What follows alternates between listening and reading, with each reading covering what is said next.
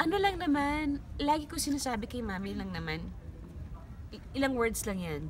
Just a few words. It's, I love you and I'm sorry.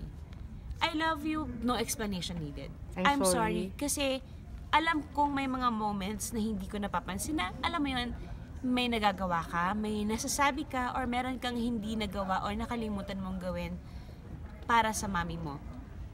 Alam ko yun, aware ako dun. That's why I always say sorry.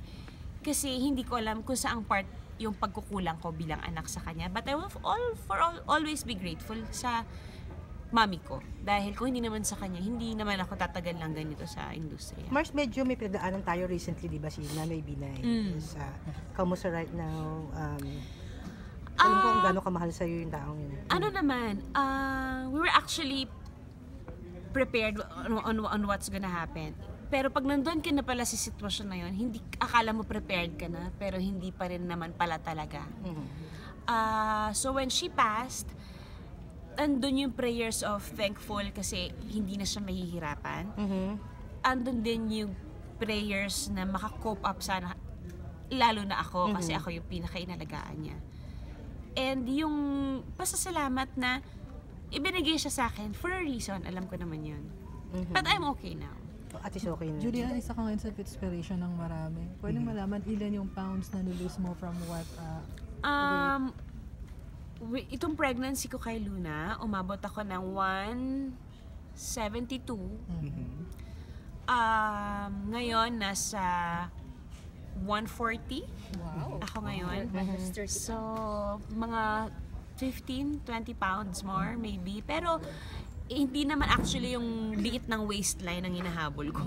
Yung fitness, ma-reach yung highest energy as much as possible, maging healthy, susunod naman yung katawan dun eh. Pero ang goal lang talaga ngayon is yung to look good muna. Kasi alam mo naman ang bashers. 10 pera yan ngayon.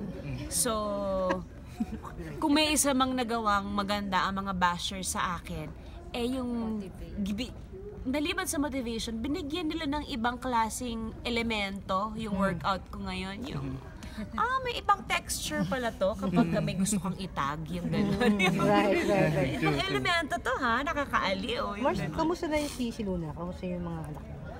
Okay naman. Since nung nag-1 siya, she's a pure ball of energy. Super energetic na bata. Hindi siya marunong maglakad eh. Marunong siyang tumakbo. Okay. At wala siyang alam na lakad. Hihinto, tatakbo. Hihinto, tatakbo. But I'm so full kapag nakikita ko yung mga anak ko. Parang yung pasasalamat mo sa Panginoon na I must have done something good. Kasi seeing my children na napakababait, napakabubuti, hindi sila unique na bata. They're typical kids. They're normal children. Pero yung feeling mo na, my God, may mga anak ako. My God, period. Yan lang. Paano ba? Aware ka na tonto ang mga tao kay Luna, kay Lucho sa tindi ng kanyang Oo naman, at naaaliw naman ako na marami namang natutuwa din sa mga anak ko. Nakakatuwa na happy sila pag nakikita nila yung mga bata. That's why we also like, posting photos of our children kasi one way or another, maybe a person out there is actually waiting. So we want, or more than anything, it's sobrang gustong-gusto namin yung litrato, gusto namin i-share. Yung ganon. Yung hindi naman imposibleng ma-reach yung mga anak namin.